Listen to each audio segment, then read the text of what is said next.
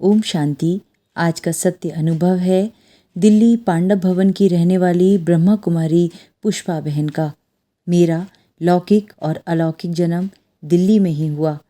जब मम्मा दिल्ली आई थीं तब माता पिता के साथ 7-8 साल की आयु में मम्मा से मिलने पहली बार राजौरी गार्डन सेवा केंद्र पर आई थी। हॉल पूरा भरा हुआ था और मम्मा क्लास करा रही थीं। मुझे मालूम नहीं था कि ये मम्मा हैं। मुझे बाद में लौकिक मम्मी ने बताया। हम बच्चों को कहा गया कि बाहर बगीचे में खेलो। जब क्लास पूरा हो गया तो मम्मा ने हम सभी को बुलाया। आगे आगे मैं खड़ी थी, फ्रॉक पहनी हुई थी। मम्मा ने बहुत देर तक दृष्टि दी। मैं एकदम मम्मा में खो गई और उन पर मोहित हो गई। मम्मा ने अपने दोनों हाथ मेरी कमर में डालकर बहुत देर तक दृष्टि दी, टोली भी खिलाई और बताया कि आप आत्मा हैं। इसके बाद ज्ञान का इतना आकर्षण हो गया कि मैं रोज़ योग में बैठने लगी। मम्मा की दृष्टि से इतना पक्का हो गया कि योग करना ही है। माता पिता जब सेवा केंद्र पर जाते थे तो मुख्य द्वार पर ताला लगाकर हम भाई बहनों को अंदर छोड़कर जाते थे। एक दिन वे लेट हो गए। शाम हो गई, अंधेरा हो गया। मुझे रोना आ गया, गुस्सा भी आया। इतने में ही मैं ध्यान में चली गई। मुझे मालूम नहीं था कि ध्यान क्या होता है।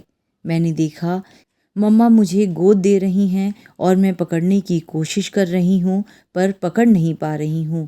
इतने में श्री कृष्ण आते हैं। वो मेरे हाथ में गेंद दे देते हैं। मैं श्री कृष्ण को देखती ही रह गई। इतने में माता पिता आ गए। उनको लगा कि ये कहाँ खोई हुई है। माताजी ने मेरे कंधे पर हाथ लगाया और 2-3 बार कहा, पुष्पा पुष्पा, और मैं एकदम झटके से नीचे आ गई।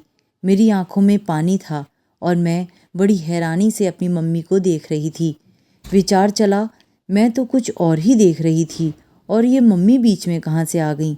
वे समझ गईं कि ज़रूर इसे बाबा ने कुछ अनुभव कराया है। वे पूछने लगी कि तुमने क्या देखा। मैंने कहा, मैं रोते हुए आपका इंतज़ार कर रही थी। इतने में मम्मा के साथ खेलने लगी। उस समय मुझे ट्रांस शब्द नहीं आता था। मम्मी ने बताया कि तुझे बाबा और मम्मा ने बहलाया है, ये ध्यान में जाना होता है। मेरा ट्रांस का पार्ट नहीं था, लेकिन उसके बाद मेरा योग बहुत अच्छा लगने लगा।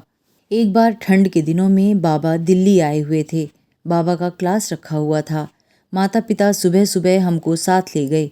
बाबा सबको चाय पिला रहे थे। मम्मी ने सीधे भाव से कह दिया, यह चाय नहीं पीती है। बाबा ने कहा, नहीं नहीं, बच्ची चाय ज़रूर पिएगी। बाबा उठकर पूरी केटली आगे ले आए और मेरी मम्मी को कहा, बच्ची, इस बच्ची को चाय दो। कुल्हड़ में चाय डालकर दी गई। तब पहली बार मैंने थोड़ी सी चाय पी। उस समय का बाबा का हंसता हुआ चेहरा सदा दृष्टि में रहता है और अब तक भी मुझ आत्मा को चाय अच्छी लगती है और तबीयत को भी भाती है। एक बार मधुबन में बाबा जब सौगात देने लगे तो मुझे पूछा, बच्ची सफ़ेद फ्रॉक पहनोगी? मेरा ध्यान फ्रॉक में नहीं था। बाबा के पास रखी दूसरी सौगात में एक छोटा सा पाउच जैसा पर्स था। उसके ऊपर त्रिमूर्ति का एक छोटा सा चित्र था। मेरा ध्यान बार बार उस चित्र पर जा रहा था। बाबा का ध्यान गया कि बच्ची को चित्र का आकर्षण है।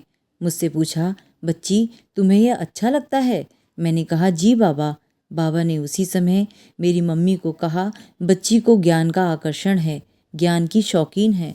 बाबा ने पर्स भी दिया और कहा, बच्ची, फ्रॉक भी ले जाओ, 2 सौगातें तुम्हारे लिए। मैंने 13 वर्ष की आयु में निर्णय कर लिया था कि ब्रह्मा कुमारी बनूंगी। उन दिनों संदेशी भोग लगाती थीं। एक बार मेरे दादाजी के निमित्त भोग लगाया गया। उनकी आत्मा वतन में इमर्ज हुई। मेरे दादाजी की आत्मा ने बाबा से कहा, बाबा, मेरे इस लौकिक बच्चे ने यानी मेरे पिताजी ने जीते जी मुझे नहीं बताया कि आप आ चुके हैं। वतन में आपको देखकर इस बात का मुझे बहुत दुख हो रहा है कि मैं आपके ज्ञान से वंचित रह गया। तब बाबा ने संदेश दिया कि यह आत्मा सिख परिवार में जाएगी और वहाँ से ज्ञान में आएगी। तब से हमारे पिताजी ने पक्का कर लिया कि हर एक को बाबा का परिचय अवश्य देना है। संदेश सुनकर मुझे लगा कि हमारा असली घर परम धाम है और सूक्ष्म वतन में हम बाबा से मिलते हैं। तो जब भी योग में बैठती हूँ, मन सीधा सूक्ष्म वतन में पहुँच जाता है। बाबा 18 जनवरी 1969 में अव्यक्त हुए। बाबा के अव्यक्त होने के बाद जब पहली बार अव्यक्त बाप दादा से मिलने गई तो 30-32 भाई बहनें भी मधुबन पहुंचे हुए थे। हिस्ट्री हॉल में बाप दादा की पदरामणि हुई थी। संतरी दादी बाबा के साथ बैठी हुई थीं। बाप दादा ने मेरे से काफ़ी सारी बातें की। सब हैरान हो रहे थे कि बाप दादा इतनी क्या बातें कर रहे हैं। मुझे सारी बातें तो याद नहीं हैं, लेकिन बाप दादा ने यह बार बार पूछा, बच्ची बताओ, इंतज़ार है या इंतज़ाम है? मैं यह रहस्य समझ नहीं पा रही थी। सभी कहने लगे बताओ, लेकिन तब भी मैं बता नहीं पाई। फिर बाबा ने मेरे सिर पर हाथ रखकर कहा, बच्ची इंतज़ाम है। तब संतरी दादी ने माता पिता को बताया कि ये बाबा की बच्ची है। तब से सबको लगने लगा कि एक न एक दिन यह यज्ञ में ज़रूर समर्पित हो जाएगी। मुझे भी निश्चय हो गया कि मुझे ब्रह्मा कुमारी ही बनना है और बाबा के घर में मेरा स्थान निश्चित है। दिल्ली यूनिवर्सिटी से बीए बीएड करने के बाद एमए का आखिरी साल चल रहा था। तब 1976 में मैं मधुबन आई। बड़ी दादी और मनमोहिनी दीदी ने तब ऑलराउंडर दादी के साथ मुझे दिल्ली पांडव भवन भेज दिया। तब से यहाँ सेवा पर उपस्थित हूँ। शुरू में लौकिक माता पिता थोड़े थोड़े दिन के बाद मिलने आते थे। मेरे से भी हालचाल पूछते थे और ऑलराउंडर दादी से भी मेरे बारे में बात करते थे। एक दिन दादी ऑलराउंडर उनसे कह रही थी, बड़े तो बड़े, छोटे सुभान अल्लाह। मैंने सुन लिया और पिताजी ने सुना तो वे बड़े खुश हुए। वे निश्चिंत हो गए कि बड़ों के साथ संगठन में बराबर लगन से चल रही है, क्योंकि उन्हें डर था कि इतने बड़े संगठन में ये कैसे रहेगी। जब मैं समर्पित हुई तो मुझे अंदर से थोड़ा सा भय रहता था कि मैं सेवा के लिए तो समर्पित हुई हूँ और अन्य सभी भी सेवा ही कर रहे हैं, परंतु अगर थोड़ी भी बीमार हो गई तो सेवा कैसे कर सकूंगी और मेरा ध्यान कौन रखेगा। बाबा को मुझे इस बात से भी निश्चिंत करना था। एक बार मुझे 104-105 डिग्री बुखार चढ़ गया और काफ़ी लंबा चला। बार बार 4-5 घंटे में बुखार चढ़ जाता था। दादी ऑलराउंडर ने मुझे ऐसी पालना दी कि घर जाने का संकल्प ही नहीं आया। लौकिक माताजी का मुझ में बहुत मोह था। दादी जी ने उन्हें पता ही नहीं चलने दिया कि मुझे बुखार है। एक बार मम्मी का फ़ोन आया हालचाल पूछने के लिए। तब मोबाइल फ़ोन नहीं होते थे। दादी के कमरे में एक ही जनरल फ़ोन होता था। किसी को बुलाना होता था तो पहरे वाले को कहकर दादी बुला लेती थीं, लेकिन माँ का फ़ोन आने पर भी दादी ने मुझे बुलाया ही नहीं। दादी का उद्देश्य था कि न माँ का मोह जागे न मेरा मोह जागे। एक नर्स थी, एक खाना देने वाली थी। दादी बार बार हालचाल पूछती रहती थीं, टोली और फल भेजती रहती थीं। इन सब बातों से बाबा ने मुझे अनुभव कराया कि बच्ची, बीमारी भले आएगी लेकिन आपको कुछ भी नहीं होगा। बाबा सुरक्षित रखेगा। और सचमुच मुझे महसूस ही नहीं हुआ कि बुखार इतना लंबा चला। अभी मुझे आए हुए 6 महीने भी नहीं हुए थे कि माता पिता मुझे लेने आए। बुधवार की शाम को एक दिन के लिए मैं घर गई। दूसरे दिन सुबह सेवा केंद्र आना था, लेकिन तबीयत के कारण मेरी नींद ऐसी लगी जो सुबह 7:30 बजे उठी। मैंने कहा, आज तो गुरुवार है, बाबा को भोग लग रहा होगा, मुझे जाना है। घर वालों ने कहा, कोई बात नहीं, अब तो भोग लग चुका होगा, हम आपको शाम को ही छोड़ आएंगे। जब मैं वापस सेवा केंद्र पहुंची तो मुझे पता चला कि संदेशी ने वतन के संदेश में सुनाया, बाबा ने कहा कि यह फल नई बच्ची को खिलाना, यानी बाबा ने वतन से एक फल मेरे लिए भेजा। संदेशी ने मुझे क्लास में बुलाया, लेकिन मैं तो घर गई हुई थी। इस प्रकार से बाबा ने सूक्ष्म पालना भी बहुत की। मुझे महसूस होता है कि मैं पिछले जन्म में कहीं दादियों के अंग संग रही हूँ। मेरा बुद्धि योग बाबा से बहुत गहरा जुड़ता है। सन 1984 में एक बार अव्यक्त बाप दादा से मिल रही थी। बाबा ने पूछा, पांडव भवन के सभी रत्न अपने को विजयी रत्न समझते हो? पहले तो मैं चुप रही। बाबा ने फिर पूछा, विजयी रत्न समझते हो? मैंने कहा, जी बाबा। बाबा ने कहा, अच्छा, जा करके एक एक से पूछना कि विजयी रत्न हो। फिर कहा, विजय का झंडा पांडव भवन में लहराएगा, एक एक को याद देना। फिर बाबा ने मुट्ठी भरकर टोली मेरे हाथ में दी। बाबा की मुट्ठी में 3-4 पीस ही आए। फिर दूसरी मुट्ठी भरी, फिर तीसरी मुट्ठी भरी। ऐसे 3-4 बार बाबा ने मुट्ठी भर भर कर मेरे हाथ में दी। मैंने दोनों हाथों में टोली ली, क्योंकि ज़्यादा होने के कारण हाथ में पकड़ी नहीं जा रही थी। बड़ी सावधानी से टोली संभालते हुए मैं मंच से नीचे आई, आकर सीधी कमरे में गई और टोली स्टील के डब्बे में रखी, क्योंकि बाबा ने कहा था सबको याद देना। दिल्ली पांडव भवन लौटकर दादी को बताया कि बाबा ने सभी को याद दी है और कहा है कि पूछना विजयी हो। दादी ने कहा, अच्छा, आप ही अपने हाथ से सबको टोली और याद दो। जब सभी रहवासियों को टोली देने लगी तो देखा उस समय घर में 19 लोग थे और टोली के पीस भी 19 ही थे।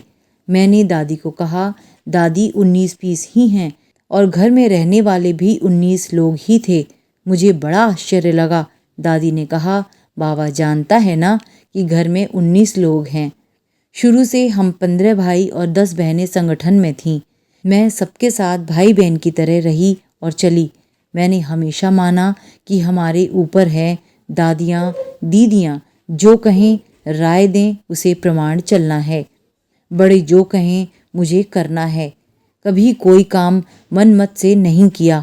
संगठन में बातें तो होती हैं, लेकिन मैंने लक्ष्य लिया कि मुझे चुप रहना है। चुप रहने की धारणा ने मुझे बहुत बातों से सुरक्षित रखा। कभी कोई बात होती थी तो दादी गुलजार मुझे कहती थीं, आप में जो विशेषता है वो बाबा कार्य में लेगा ही लेगा और ले भी रहा है। एक बार दादी ने कहा, तुम पांडव भवन का श्रृंगार हो, क्योंकि मैं स्थूल या सूक्ष्म सेवा, टेप बजाना, वीआईपी को समझाना, भाषण करना, योग शिविर कराना, भंडारे में भोजन खिलाना आदि सब कुछ कर लेती थी। हर सेवा में हाजिर होना ही अपना भाग्य समझती थी।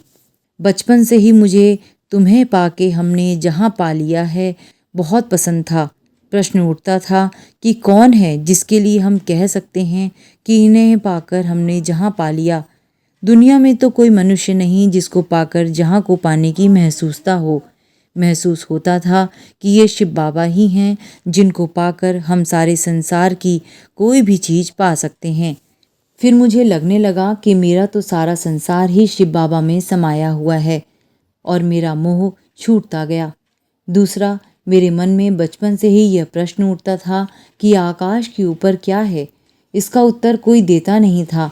छोटेपन से ही मुरली पढ़ते पढ़ते समझ में आया कि ऊपर सूक्ष्म वतन है, उसके ऊपर परम धाम है। असली दुनिया तो वो है, ये तो अस्थाई है। सचमुच हमारा संसार तो ऊपर ही है। जो भी आज इस वीडियो को देख रहे हैं उन सब के प्रति मेरा एक ही भाव है कि आज मानव का जीवन लक्ष्य से भटका हुआ है। ब्रह्मा कुमारी संस्था में आकर या उससे जुड़कर सही पहचान मिलती है कि मैं कौन हूँ, किसकी संतान हूँ। यह जीवन की पहली सत्यता है। इसी सत्यता में टिकने से मनुष्य अपना वर्तमान जीवन और भविष्य जन्म जन्मांतर को सफल बना सकता है। पवित्रता ही सबसे बड़ी सुंदरता है और ताकत है। उसे अपनाने से सदा काल के लिए जीवन में सुख और शांति आ जाते हैं और प्रभु का सानिध्य मिलता है। हमारी परम दादियाँ प्यारे ब्रह्मा बाबा और मम्मा को फॉलो करने से ही हमारा इस जन्म में ऊंचा उठना और जन्म जन्म का भाग्य बनाना संभव हो जाता है। तो ये थी दिल्ली पांडव भवन की सीनियर राजयोगा टीचर ब्रह्मा कुमारी पुष्पा बहन जी का सत्य अनुभव। हम आशा करते हैं कि आपको यह अनुभव ज़रूर पसंद आया होगा। अगर आपके भी जीवन में परमात्मा से जुड़े बहुत ही प्यारे और सत्य अनुभव हैं जो आप हम सब के साथ साझा करना चाहते हैं तो कृपया हमारे चैनल के इस व्हाट्सएप नंबर पर हमें मैसेज करें। हम जल्द आपसे जुड़ेंगे। तो हम जल्द मिलेंगे एक और नए सत्य अनुभव के साथ। तब तक परमात्मा छत्र छाया में रहें। ओम शांति।